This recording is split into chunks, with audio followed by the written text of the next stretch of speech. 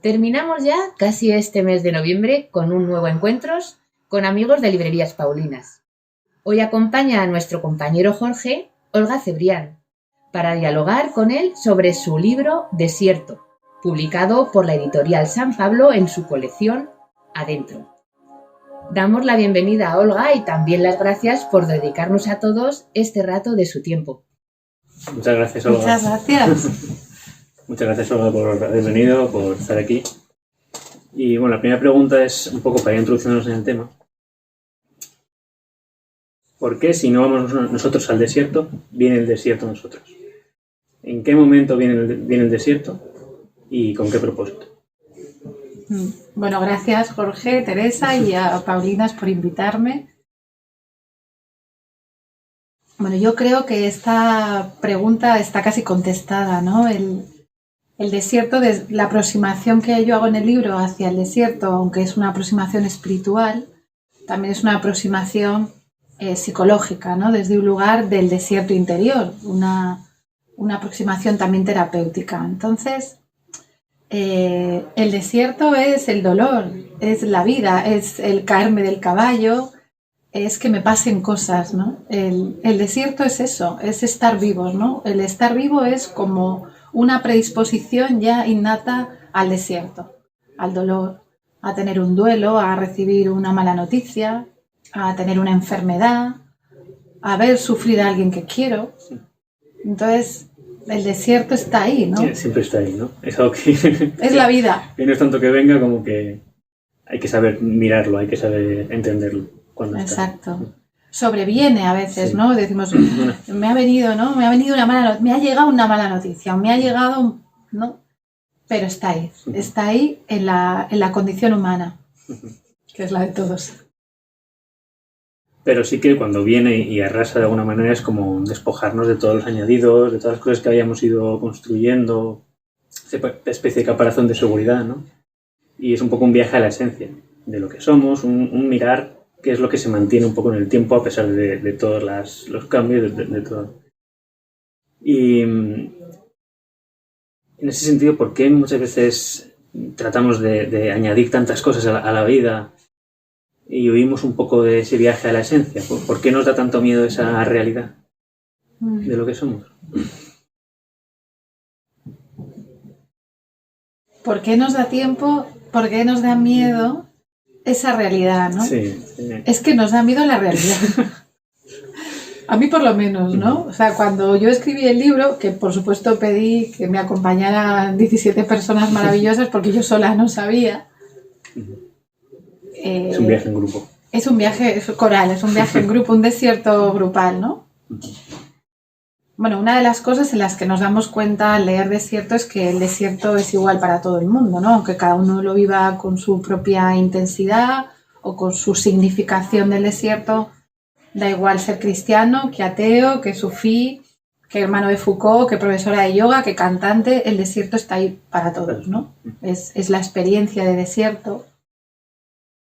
Entonces, yo lo que veo en mí misma, que es por lo que escribí este libro, ¿no? Desde mi experiencia y desde las personas a las que acompaño y mi gente cercana, es que nos da miedo la realidad que encontramos en nosotros mismos muchas veces, ¿no? Es decir, desde muy pequeños considero que a los niños muchas veces en vez de educarles se les domestica, ¿no?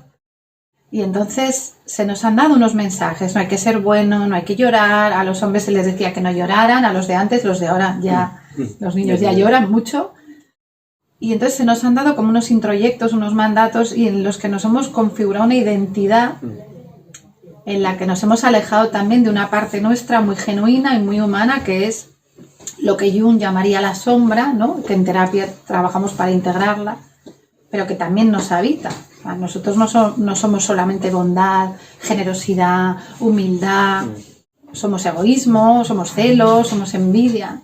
Y entonces esa parte, esa máscara que el desierto, la vida nos va quitando, es la que tememos encontrarnos también, ¿no? Entonces, ¿qué pasa? Pues que tenemos que ponernos muchas envolturas, muchas capas, muchos velos para no encontrarnos con esta realidad, ¿no? La realidad de que también somos eso y que han de convivir nuestras polaridades. Entonces yo creo que ese miedo a confrontarnos con la realidad hace que nos inventemos muchas veces quiénes somos y lo revestimos de capas, de, como tú bien decías, ¿no?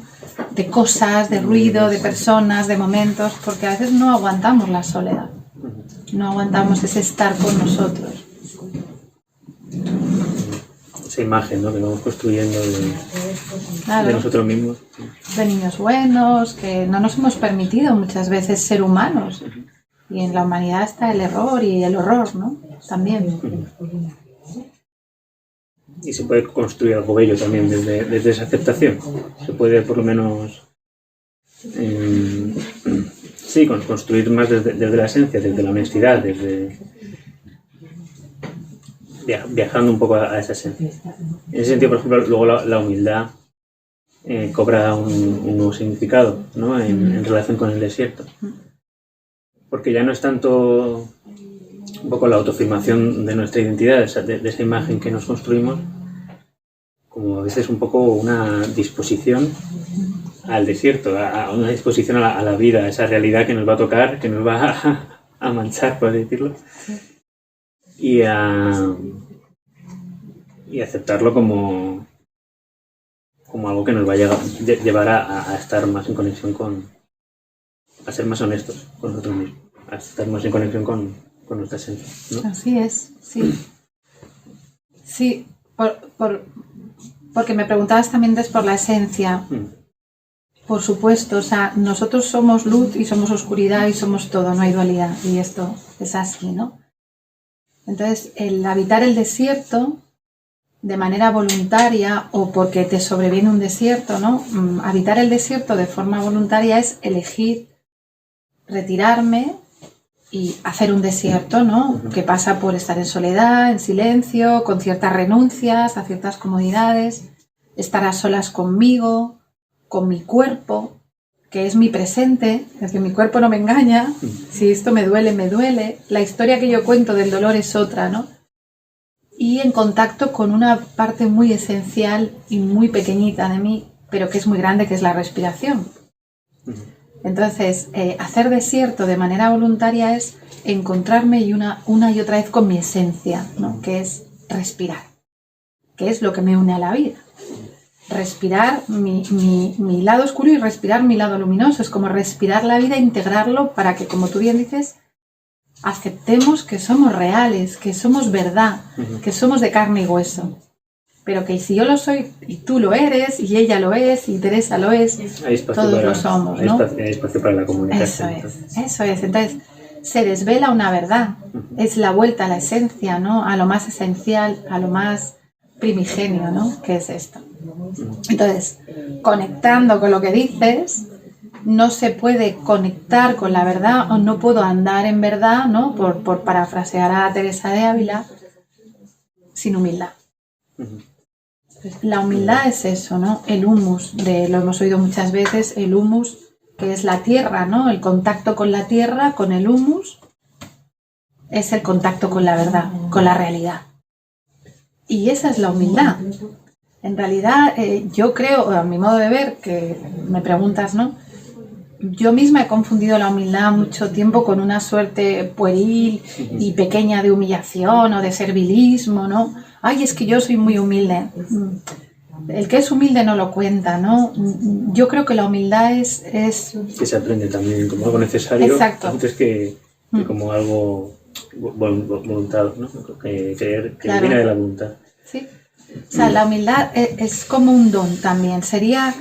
La humildad es algo muy grande, es algo que nos hace muy grandes, ¿no? Francisco de Sales, cuando hablaba de la humildad, apunta al reconocerme vulnerable, ¿no? A reconocer que te necesito, que necesito del otro, que tengo que pedir ayuda, que yo no puedo con todo, que necesito la ayuda vertical y horizontal. Entonces, la humildad es eso, ¿no? Como el reconocimiento de la realidad, tal y como es, sin parafernalias, ¿no?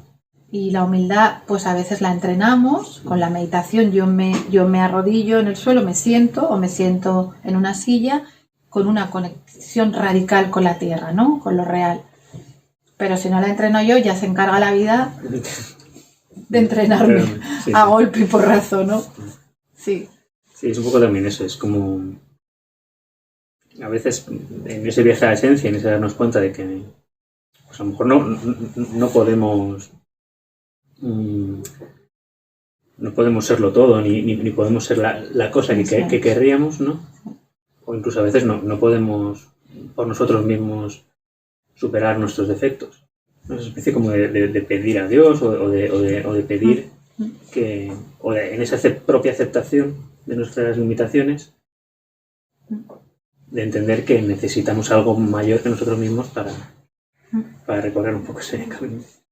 Completamente, sin la ayuda de otros y sin la ayuda de la vida, del misterio, o el creyente hablaría de la ayuda de Dios, no podemos. O sea, tú fíjate que no elegimos el momento en que se nos concibe, no elegimos el momento en que nacemos y estamos solos, somos muy pequeñitos, necesitamos mucha ayuda desde el principio para existir. Y vamos por ahí queriendo salvar a todo el mundo, ¿no? sin pedir ayuda muchas veces. Por lo menos la gente de mi generación nos hemos olvidado que amar al prójimo era como a ti mismo, es decir, hay una subordinada, pero vamos por ahí queriendo ser salvadores, ¿no? Cuando lo más generoso es atreverme a pedir para que tú también puedas sentirte importante para mí, ¿no? Sí. Qué bonito es la generosidad de decir, te necesito. Para mí eso es la humildad. Y cambia mucho la película, ¿no? Cambia todo. Y en ese sentido también construimos un poco las relaciones en base a satisfacer necesidades propias, anhelos, carencias. Y tratar de sanar esa imagen falsa que tenemos o que hemos construido nosotros mismos, ¿no? En ese sentido también hablas en el libro de cómo la compasión y el amor nacen en el desierto.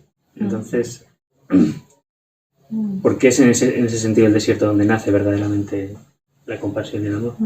¿Y de qué manera nos enseña a amar el desierto? Muy bonito esta pregunta. Construimos relaciones, como bien dices, como podemos, ¿no? Como vamos pudiendo. A veces podemos amar, a veces no estamos disponibles para amar, porque traemos todos una biografía, ¿no? Desde que nacemos nos empiezan a pasar cosas. El primer trauma que tiene un ser humano es el nacer, aunque parezca mentira. Estás ahí tranquilita en la tripita con ese calorcito y sale, ¡ah! Si no lloras no te hacen caso, eres muy dependiente, ¿no? Fíjate, ¿no? Jesús era un niño, miramos al niño en Navidad y era vulnerable, era todo fragilidad. Entonces, ahí ya empezamos a buscar recursos para vivir, ¿no? Para construirnos en base un poco también de lo que hablabas de la identidad, ¿no? Yo me voy construyendo y voy buscando la forma de contacto con otros, construyendo una autoimagen, un yo que es pequeño.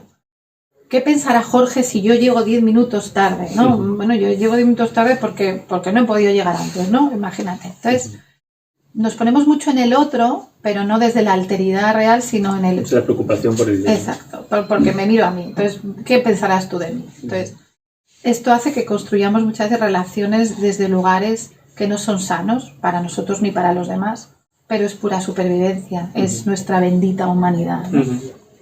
Que también es necesario, a lo mejor en cierto punto. Claro, es donde iba, ¿no? Yo tengo mis recursos para defenderme del mundo desde muy pequeña. Lo que pasa es que si los voy a perpetuar, pues luego me ocurre como me ocurrió a mí, que tenía mucha ansiedad con 20 y tantos años y tuve que descubrir que había perpetuado patrones que yo ya tenía que soltar, ¿no? Como adulta, el camino del desierto de la vida es hacerse mayor, hacerse adulto. Entonces, ¿por qué la compasión nace en el desierto? ¿No? Esas flores que nacen en el desierto, que a mí me encantan cuando vas al desierto y ves una flor rosa que crece ahí, que hay un agua invisible, ¿no? Que hace que eso ocurra y que eso es el misterio para mí, ¿no? El espíritu está ahí. Pues porque como, bueno, ya decía, ¿no? Y creo que era Leonard Cohen, decía que todas las grietas tienen, todo hay una grieta que tiene luz, ¿no? En la grieta hay mucha luz. En la grieta, ¿no? Se nos rompe para que entre la luz, ¿no? En la herida que decía Rumi, el poeta sufí, encontramos la luz.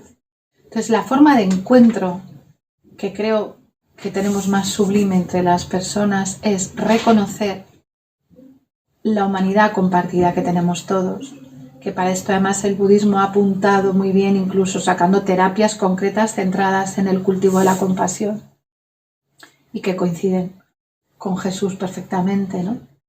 Y es que todos los seres humanos, ahora, en este momento, aquí y en cualquier lado del mundo, estamos librando una batalla. Todos estamos sufriendo por algo. A todos nos duele algo, ¿no? Entonces, cuando somos conscientes de que somos desierto, de que somos vacío, dejamos ese espacio, entonces puedo dejar que también entre la luz. Y en el encuentro con mi herida y con mi luz me encuentro con la tuya, y con la tuya, y con la del otro. Y entonces es cuando yo me hago vulnerable, me hago frágil, me reconozco en la ayuda. Y ahí salta la compasión. O sea, yo, mis maestros, a los que amo, que son Jesús, el Buda, el propio Mahoma, Teresa de Ávila o Francisco, son personas que han sufrido. Mis maestros no son gente que canta bien o que es muy guapa. Sí, está muy bien.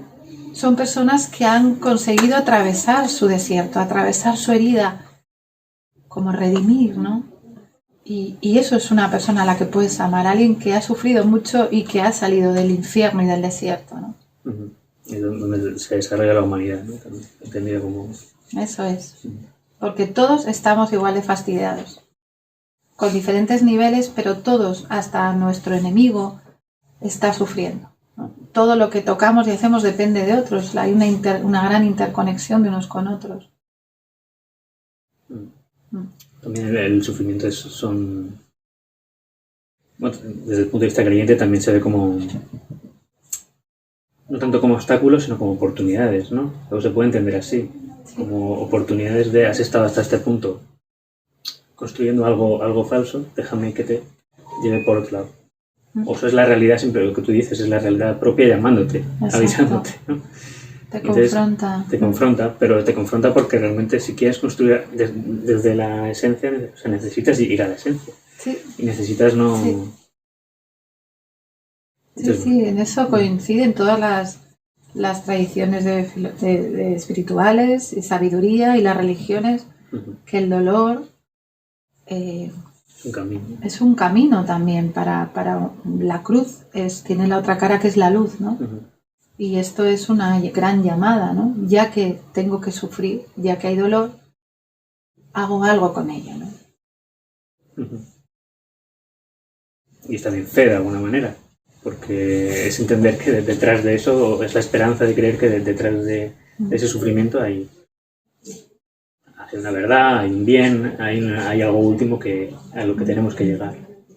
Es un poco también, sí. También la fe cobra en ese sentido un nuevo significado con el desierto. Es que la fe es necesaria para todos, ¿no?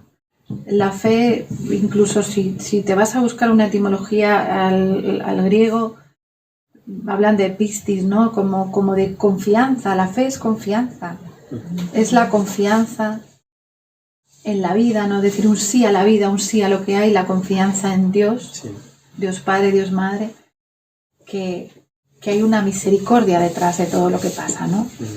Hay un sentido. También la logoterapia, Víctor Frank habla del sentido. Sin sentido nos morimos, nos secamos, nos quedamos siempre en el desierto. Entonces, a mí me da mucha pena muchas veces cuando pienso en la fe solamente como algo que tenga que ver con un creyente de la religión que sea, ¿vale? Me da pena porque la fe es para todos. El no creyente tiene que encontrar un sentido. Tiene que decir un sí a la vida, ¿no? Que decía Bert Hellinger, sí, que era un sacerdote que es el padre de las constelaciones, de la sistémica. Él decía, detrás de todo lo que ocurre hay una suerte de sentido, de misericordia, de plan, ¿no? Hay un para qué. Eso es para lo que yo me levanto y digo, ¿para qué me levanto? ¿Por qué? Pues yo qué sé, porque he tenido suerte. ¿Para qué? ¿No? Es buscar el para qué. Si en tu desierto no encuentras un para qué, no tiras de la fe y de la confianza, es que la vida se hace muy difícil. Y el hecho de que el ser humano lo necesite, que se nos haya hecho de alguna manera para necesitar ese sentido, claro, también habla de por qué, cómo somos o de la esencia. Exacto, es así. Está ahí, es fundamental. Es que sin fe, sin confianza, no se puede vivir. Se vive muy mal, muy mal, muy mal, muy duro. Y ya para terminar, el desierto también es un gran espacio simbólico en la Biblia. Sí. Es un lugar de viaje espiritual, de itinerario espiritual, de peregrinación. Por ejemplo, Jesús va al desierto y vuelve habiendo vencido las tentaciones. Pero, por ejemplo, Moisés viaja a través del desierto durante 40 años 40 añitos que no buscando son esa tierra prometida para el pueblo de Dios. Y justo fallece o muere cuando está a las puertas, ¿no? Desde el punto de ¡Qué vista... casualidad! ¿No? ¡Hala! ¿Qué ha pasado ahí? ¿Qué sentido le ves a esa alegoría? Qué bonita esa... Bueno, esto es un tema, ¿no? Desde mi punto de vista, ¿no? Desde lo que yo conozco, que no es una forma muy teológica de aproximarme, pero hay que poner un marco, ¿no? Porque el desierto, como bien decías, es una metáfora de interioridad, ¿no? El desierto para un cristiano es el silencio, es el lugar de encuentro. Para encontrarme con Dios tengo que estar en silencio. Tiene que haber silencio, tiene que habitarme el silencio para que llegue el espíritu, ¿no? El huésped a mi templo. Entonces, en la metáfora del desierto está esta escucha, ¿no? Este encuentro. Yo la figura de Moisés, también traducida con un enfoque un poco más humano, terapéutico, místico, ¿no? Me atrevería a decir algo que no sé si luego lo pondréis, ¿no? Pero Moisés sí encontró la tierra prometida. Y el propio caminar. Fíjate, él nace como tanta gente y su madre no puede atenderle, no puede asistirle, nace de milagro. Ya el nacimiento de Moisés objetivamente sería un milagro, ¿no? Y él es acogido por una princesa egipcia, aunque su madre luego es la que le está cuidando, ¿no? Entonces, gracias a que él puede escuchar a Dios, da igual la metáfora de la zarza, del fuego, lo que sea, él se pone en camino. Camina, ponte, tienes una misión. Salva a tu pueblo. Eras hebreo, no eras egipcio, ¿no? Entonces, eso ya es encontrar la tierra prometida. Mi identidad, ¿quién soy yo? O sea, cuando vamos al desierto vamos a buscar quiénes somos. ¿Quién soy yo? Soy hebreo. Llevo a mi gente y no solo es eso. Además, soy redentor, que eso es a lo que hemos venido, a redimir y a corredimir, a ayudar a Jesús a redimir. Un niño que dice, tengo una dificultad en el habla porque yo no puedo hablar bien, es el encargado de escribir la ley. Le dan la palabra para que la escriba. Redime, legisla, encuentra su identidad. Por supuesto que encontró la tierra prometida. La tierra prometida está dentro de nosotros. Esa es para mí la tierra prometida y es una lectura más mística. Pues su función estaba ahí, ¿no? Su misión, porque las cosas de Dios tienen que ver con una misión. Una misión que termina también en un punto. Tu misión es llevarles. Tú te vas. Y luego ya estamos nosotros los humanos para tergiversar. No, porque hizo un pecado, porque fue malo, porque entonces... No. Esta es la relación con Dios, tal y como yo la vivo y como la vive la mística y la gente que hacemos camino así. Tiene que ver con ponerte en marcha con una misión. Porque Dios da mucho trabajo. Da mucho trabajo. Y Él hizo su trabajo, descubriendo quién era, ¿no? A mí me parece precioso. Así es como lo veo yo. Muy bien, Olga. Pues un placer. Pues muchas gracias, Jorge. Muchas gracias por esta invitación, de verdad. Me encanta estar aquí. Muy chulo la conversación. Qué guay. Y nada, si os ha gustado, darle al like y suscribiros. Sí, darle al like, por favor. Y compartir. Eso. No os confirmáis con eso, no os conforméis. Compartid. Compartir también. Gracias.